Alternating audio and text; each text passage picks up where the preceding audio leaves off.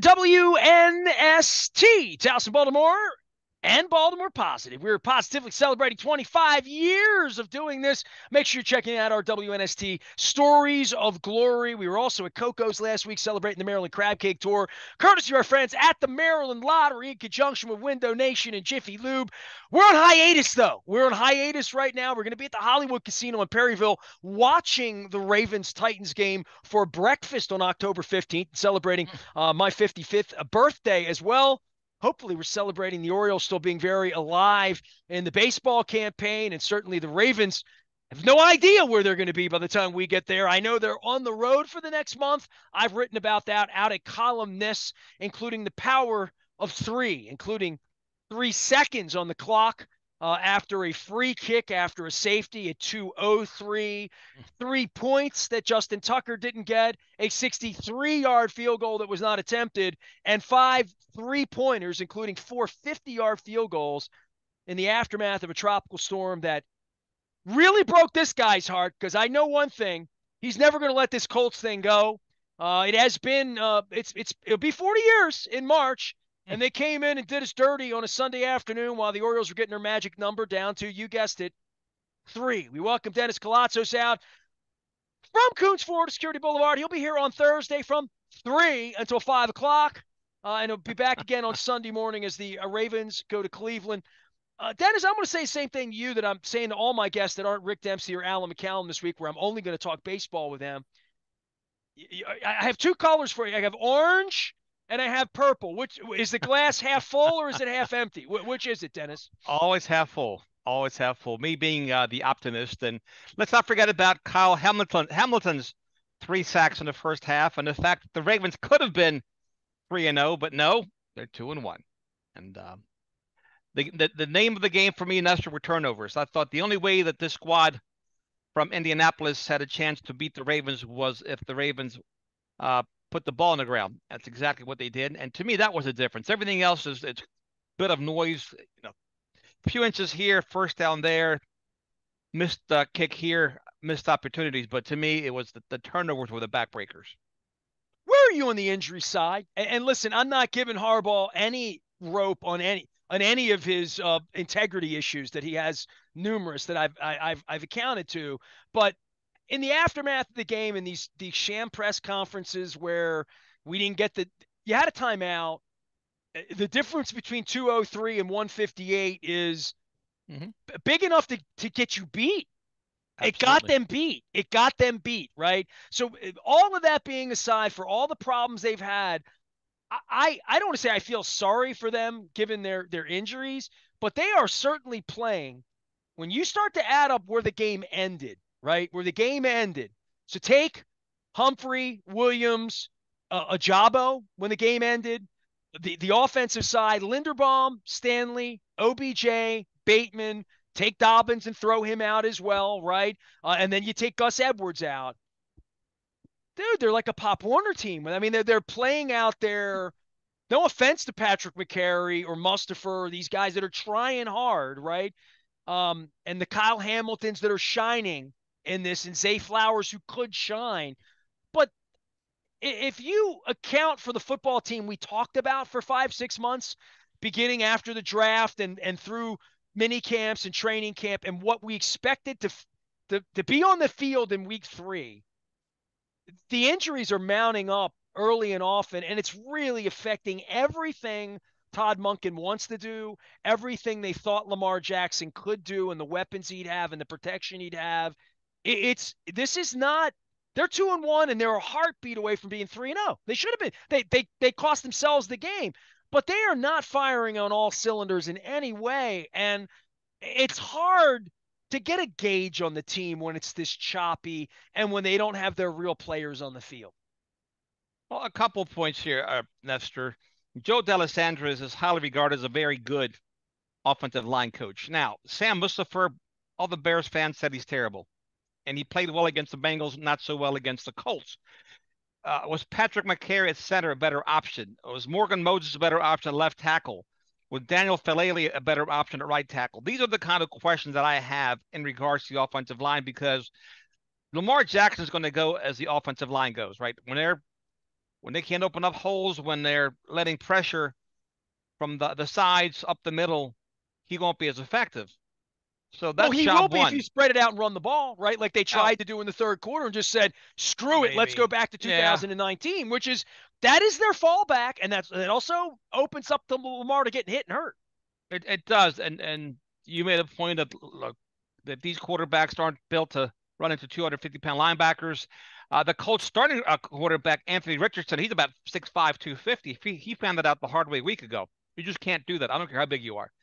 But with that said, the Colts were without their starting quarterback. And we saw Gardner Minshew was very pedestrian. He couldn't identify Kyle Hamilton coming off the edge, right? He was blind to that. He missed some open guides that he had downfield. They were without Taylor, Jonathan Taylor, their probably top 3 running back in the NFL. Every team has injuries, and teams have to overcome. And the Ravens had no different. This was a winnable ball game. The Colts showed a lot of grit to their credit, and they took the Ravens deep water and they drowned them.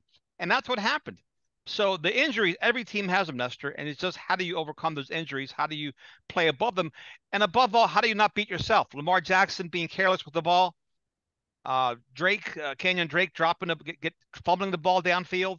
And the other piece is I don't think anybody else has really looked at it. Maybe we should look at it closer. I don't believe Lamar Jackson is a great inclement weather quarterback. He likes a nice, dry, warm field. When it's wet outside and when the elements aren't real good, he tends not to play so well.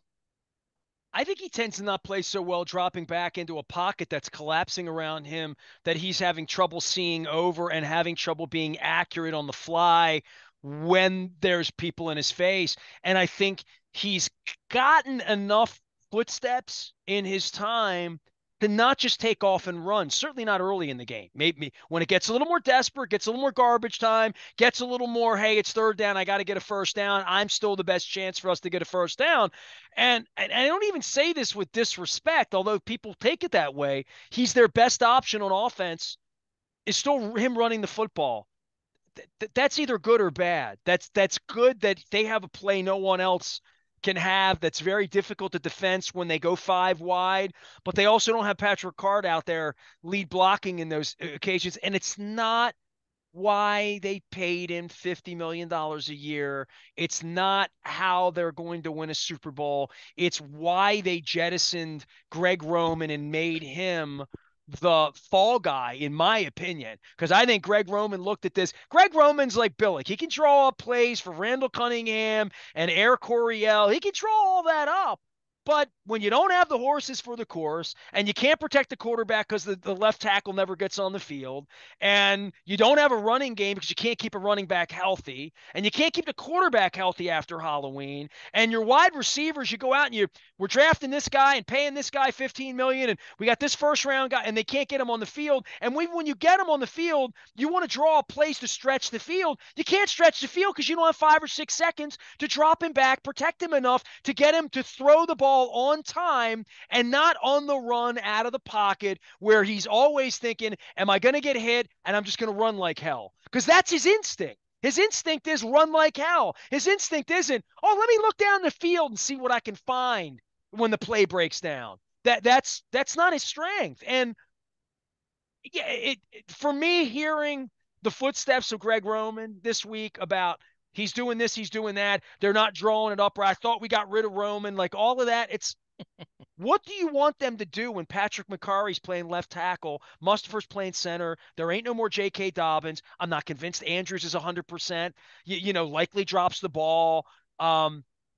It's not as good as advertised. Now they're 2-1 and No. they should be 3-0, and that would be, I don't want to say fool's gold. We'll find out. They're going to Cleveland, they're going to Pittsburgh, they're going to London. They may come back 5-1, and the Orioles might come back eliminated. I don't know. Time will tell on all of that the next couple of Well, weeks. But these 3 road games are coming at, I don't say it's never a good time to go play 3 games in a row on a road, right? Especially halfway around no. the world, which they're going to have to do when they have all these injuries to begin with. But from the fans' perspective, tickets were $10 on Mm. Sunday, Dennis. Like You get them they're cheap. they're No they're going to question be about that. quiet the next month, and it's going to become an Oriole thing here that they can go work out whatever their early season problems and come back 3-2 or 2-3 or 5-1. That there's not going to be as much pressure on them from the fan base as there might have been if the Orioles were eliminated and they went and laid this turd for the Colts. Yeah, what really got me, Nestor, were the culture of playing a two deep zone the whole game, but you still got to take a shot downfield. And there were times where he did have time to go downfield deep. The week prior, he threw a nice deep ball to a double covered Zay Flowers. Just because they come out and put a shell around you and play a two deep zone doesn't mean you don't take your shots. So that was another thing I thought they should have done. Throw a couple deep balls. Maybe they get a pass interference. Maybe they get a play that flips the field. I just didn't see that downfield aggressiveness that I was looking forward to seeing under Ton Monken. Yeah, I thought the same thing. Like at halftime, just throw the ball and hope that when you get the ball with 3 seconds left and you Sure, can't kick a field chuck it goal, down there. just throw the ball down there and see if somebody gets your flag, get cheap 3 points. Run Tucker out there, like Dennis Koulatsos is here. He will be back here again on Thursday from 3 until 5, doing his thing. You can find him at Dennis Koulatsos Show out on social media as well.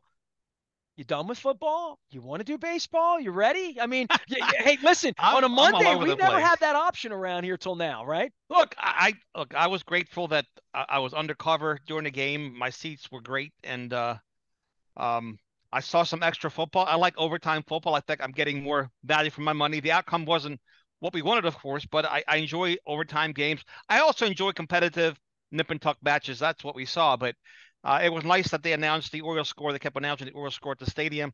Drew lots of cheers from the Ravens crowd. But yeah, Orioles. Look, they keep going to the brink of disaster and coming back. They're finding ways, and now John Means is looks like he's back, which helps them a lot between him and Grayson. Look out. They get their pitching worked out. And of course, the bullpen, that's a big question, isn't it? Well, the sky was falling Saturday morning, right? You and I did Yes. Saturday morning show here over coffee. We all would have been losing our minds, right? And that's what this is going to feel like. And I've talked to Luke about this week. Like, close this thing out Wednesday night, Thursday night. Like, let's get this over with. Let's have a party for Jim Palmer. Let's sell out the stadium Saturday. Did you get your playoff tickets? Nope. All right. Yeah, I mean, I have friends that did, though. I know some I people. had them up on my screen and I saw the price and I turned to my wife and I'm like, I have to put $600 on a credit card for one night in No, October not me. that might Not me. happen. And I kept thinking, That's not me. I don't know that I have I mean, I'm thinking that for like World Series tickets, like they'll get offered to me and they'll be face value at 4.25 a piece. And I have to think, do I have $1,000 night in me? And I did that once for Springsteen up at Broadway 6, 7 years ago when he first came out and did his thing. And I felt sort of like it couldn't have been worth that much. It was good. Right. It was really good. It was awesome. Wasn't that awesome? And Hey, like I've been to 58 World Series games in my life, Dennis. I did the math on this.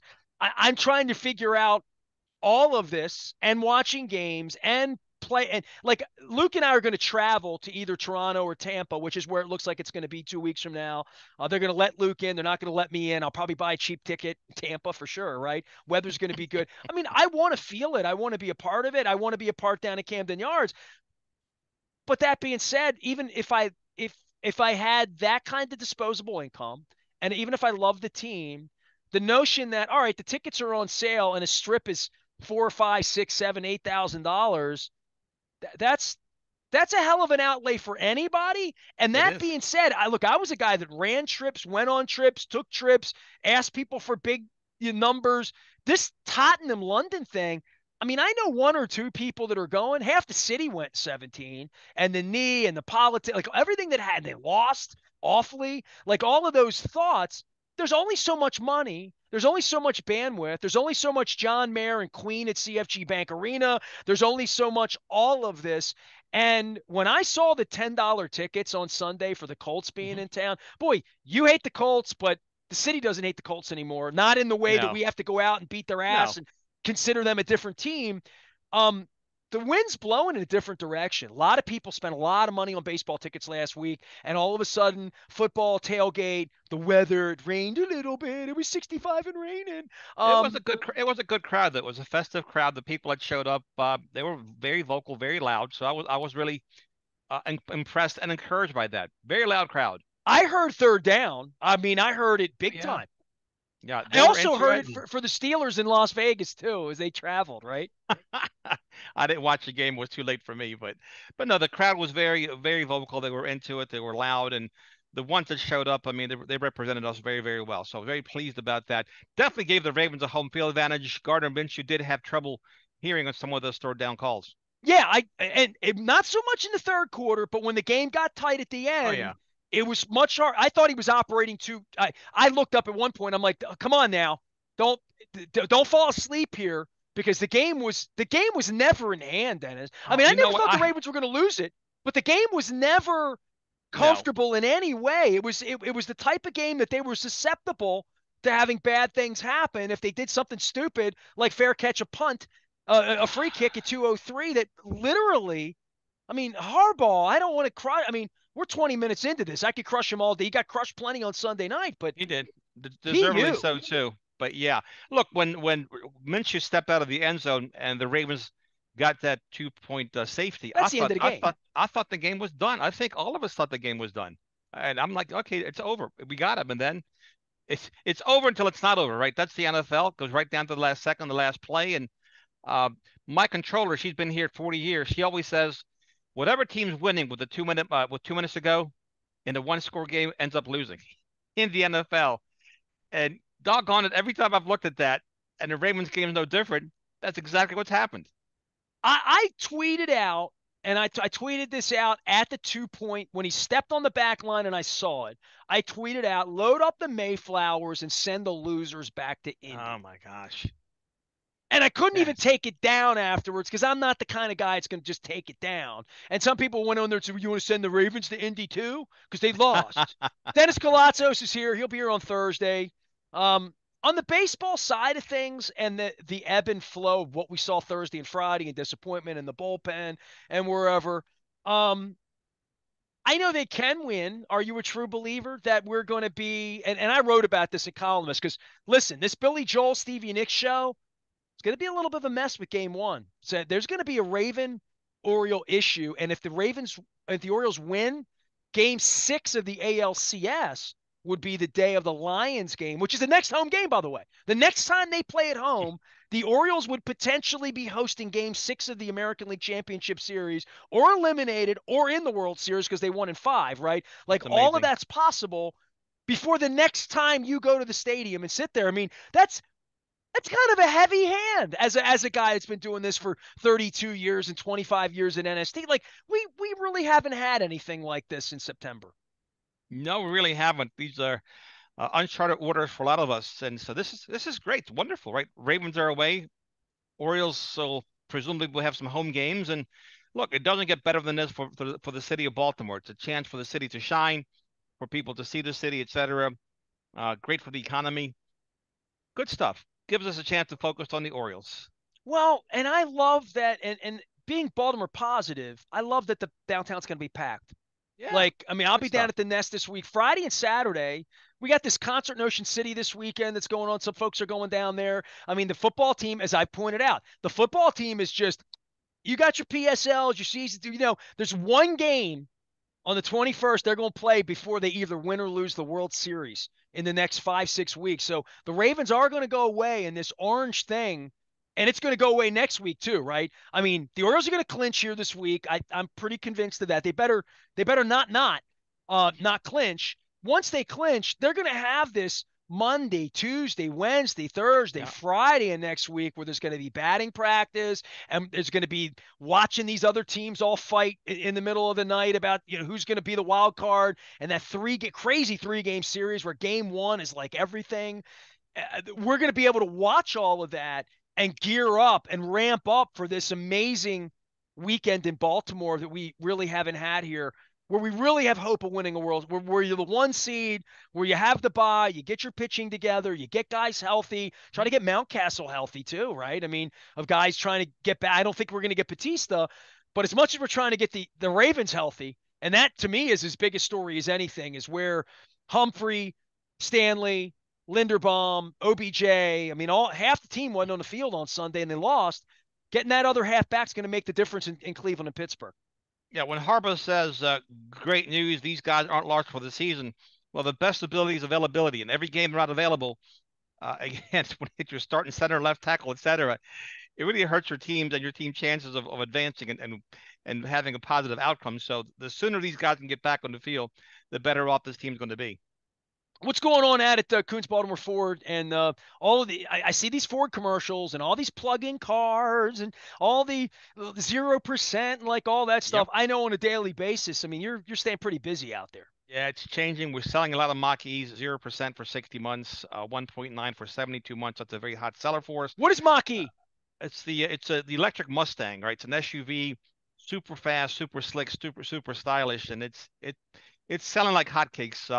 The F-150s are moving very well, and we have about 250 plus in stock, 150 coming in. So we have a lot more inventory than most dealers, a lot deeper discounts. We're a volume store. We make every deal that we come across. So business has been very good for us, Nestor.